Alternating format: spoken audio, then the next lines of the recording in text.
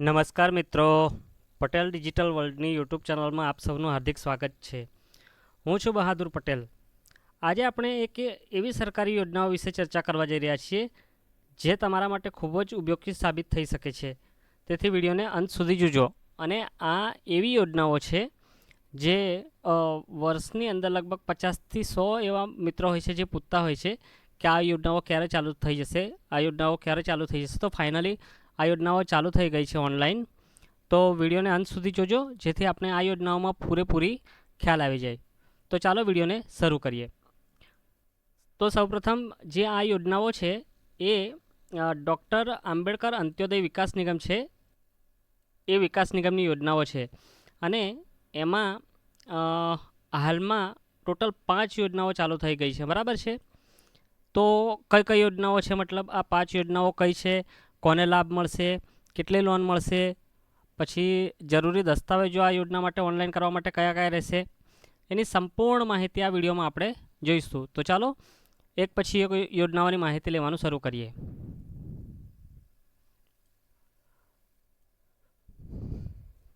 તો જુઓ, સૌપ્રથમ તો આ જે યોજના છે એની એલિજિબિલિટી મતલબ કે આ યોજનામાં કોણ કોણ લાભ લઈ શકે તેના વિશે સૌપ્રથમ માહિતી લઈ લઈએ. તો આ યોજના જે છે એ આપણે જાણીએ છીએ એ પ્રમાણે અરજદાર ડૉક્ટર અંત્યોદય વિકાસ નિગમની યોજનાઓ છે. તેથી જે અનુસૂચિત જાતિના મિત્રો છે એ જ આ યોજનાઓ માટે ઓનલાઈન કરી શકે છે. મતલબ કે જે SC કાસ્ટના મિત્રો છે એ જ આ યોજનામાં ઓનલાઈન કરી શકે છે. ત્યારબાદ આ યોજનામાં ઓનલાઈન કરવા માટે ઉંમર મર્યાદા કેટલી છે? તો કોઈ પણ વ્યક્તિ જે 18 વર્ષની હોય અને 18 વર્ષથી લઈને 50 વર્ષ સુધીની વ્યક્તિ આ યોજનાની અંદર ઓનલાઈન કરી શકે છે અને તેનો લાભ લઈ શકે છે. વાર્ષિક આવક મર્યાદા કેટલી હોય છે એના વિશે આપણે આગળ ચર્ચા કરીશું.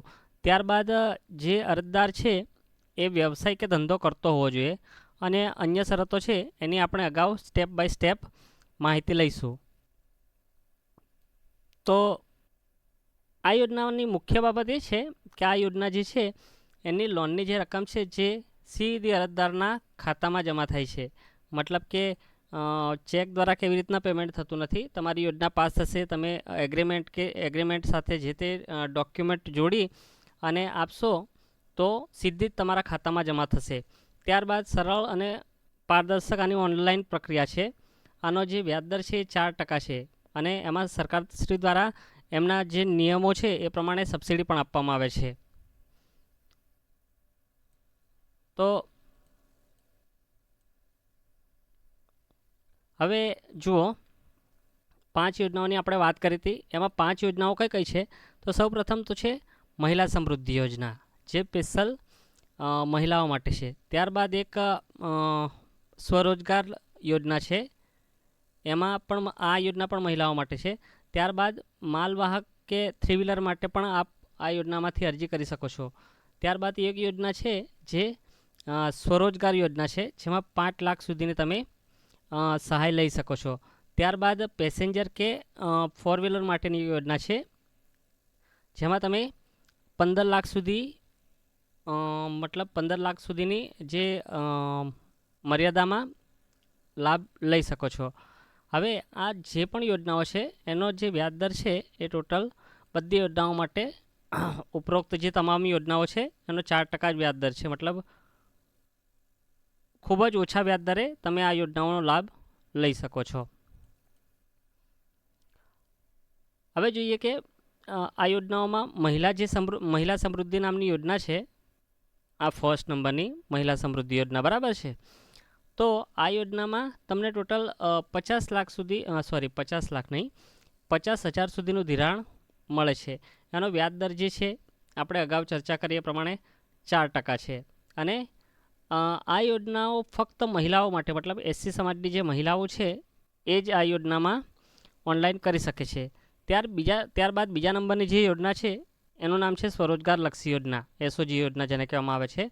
આ યોજનાની અંદર તમને ટોટલ 2 લાખ સુધીનું ધિરાણ મળે છે. આમાં પણ વ્યાજદર જે છે 4% જ છે. અને ધંધા વ્યવસાય માટે જે 2 લાખ સુધીનું તમને ધિરાણ છે માત્ર 4% વ્યાજદર જ આપવામાં આવે છે અને આ જે વ્યાજદર હોય છે ડિડક્ટિવ હોય છે. ત્યારબાદ થ્રી વ્હીલર અથવા તો છકડા કે એવા જે પણ વાહનો હોય છે એના માટે પણ તમારી પાસે લાઇસન્સ હોય તો તમે અરજી કરી શકો છો, જેમાં તમને 3 લાખ સુધીનું ધિરાણ મળે છે અને એમાં વ્યાજદર જે હોય છે એ 4% હોય છે. હવે આપણે વાત કરીએ પ્રમાણે આમાં પણ જે 3 લાખ સુધીની લોન મળે છે એનો વ્યાજદર છે 4% છે. ત્યારબાદ ચોથા નંબરની યોજના છે કે સ્વરોજગારલક્ષી યોજના, જેમાં તમને 5 લાખ સુધીનું ધિરાણ મળે છે. કેટલું? 5 લાખ સુધીનું ધિરાણ મળે છે. એનો વ્યાજદર પણ 4% જ છે. અને ધંધા વ્યવસાય માટે 5 લાખ સુધીનું ધિરાણ માત્ર 4%ના વ્યાજદરે મળવાપાત્ર છે. ત્યારબાદ 5મા નંબરની જે યોજના છે પેસેન્જર વાહન, માલવાહન અથવા તો 4 વ્હીલર માટે, બરાબર. તો એમાં તમને 15 લાખ સુધીનું સહાય મતલબ ધિરાણ મળવાપાત્ર છે. એનો વ્યાજદર પણ 4% છે. એમાં 4 વ્હીલરમાં તમે કોઈ પણ જે પેસેન્જર વાહન હોય કે એના માટે અરજી કરી શકો છો અને એનો વ્યાજદર છે 4% છે. હવે આ જે યોજનાઓ છે એમાં કેટલીક ધ્યાનમાં રાખવાની બાબતો છે. તો આ જે આપણે 2 યોજનાઓ જોઈ કઈ કઈ છે? સૌપ્રથમ તો આ એક પેસેન્જર વાહન મતલબ 3 વ્હીલર માટેની જે યોજના છે આ રહી. આ જે 3 વ્હીલર માટેની યોજના છે એમાં 3 લાખનું ધિરાણ જે કરવામાં આવે છે અને ત્યારબાદ છે આ પેસેન્જર વાહન 4 વ્હીલર, બરાબર છે. તો આ જે 2 યોજનાઓ છે એમાં ડોક્યુમેન્ટ થોડાક અલગ છે, મતલબ બીજા બધા ડોક્યુમેન્ટ સરખા જ છે, પણ જે વાહન માટે તમે યોજનાઓમાં અરજી કરશો તો જે તે વાહન માટે તમે યોજનામાં અરજી કરો છો એમાં તમારી પાસે ડ્રાઇવિંગ લાઇસન્સ હોવું જરૂરી છે. જો તમારી પાસે ડ્રાઇવિંગ લાઇસન્સ હશે તો જ તમે આ યોજનામાં અરજી કરી શકશો. ત્યારબાદ યોજનાનો લાભ મેળવવા માટેની એલિજિબિલિટી અથવા તો પાત્રતા. તો આપણે અગાઉ આઈ થિંક શોર્ટમાં જોયું હતું કે અરજદાર મૂળ ગુજરાતનો વતની અને અનુસૂચિત જાતિ પૈકી અંત્યોદય જાતિના બેરોજગાર હોવા જોઈએ, મતલબ કે એસસી સમાજનો હોવો જોઈએ અને સફાઈ કામ કરતો હોવો જોઈએ અથવા તો સફાઈ કામદારનો આશ્રિત હોવો જોઈએ. હવે આ જે યોજના છે એમાં ઓનલાઈન કરવા માટે અરજદારની કુટુંબની વાર્ષિક આવક 3 લાખથી વધવી ના જોઈએ, મતલબ કે તમે જે ઇન્કમ સર્ટિફિકેટ અથવા તો આવકનો દાખલો જે રજૂ કરો છો એમાં 3 લાખથી વધુનો દાખલો તમારો હોવો જોઈએ નહીં. હવે જુઓ, આપણે જોઈએ એ પ્રમાણે કે અરજદારની ઉંમર ઓછામાં ઓછી 18 વર્ષ હોવી જોઈએ. ઉંમર ઓછામાં ઓછી 18 વર્ષ હોવી જોઈએ અને 50 વર્ષથી વધુ ના હોવી જોઈએ, તો જ તમે આ યોજનામાં અરજી કરી શકો છો. ત્યારબાદ અરજદાર કે અરજદારના કુટુંબના આશ્રિત કોઈ સભ્ય સરકારી કે અર્ધ સરકારી સંસ્થામાં ફરજ બજાવતા હોવા જોઈએ. શોર્ટમાં એવું કહેવાનું છે કે સરકારી નોકરી કરતું હોવું જોઈએ નહીં કોઈ પણ કુટુંબમાં, તો જ તમને આ યોજનાનો લાભ મળશે. ત્યારબાદ અરજદાર કે તેમના કુટુંબના આશ્રિત સભ્યોએ આ નિગમની કે સરકારશ્રીની કોઈ પણ યોજના હેઠળ અગાઉ ધિરાણ મેળવેલું ન હોય અથવા તો ધિરાણ મેળવેલું હોય તો પૂરેપૂરું ભરપાઈ કરી દીધેલ હોય તેવા જ અરજદારો આ જાહેરાત અન્વયે અરજી કરી શકશે.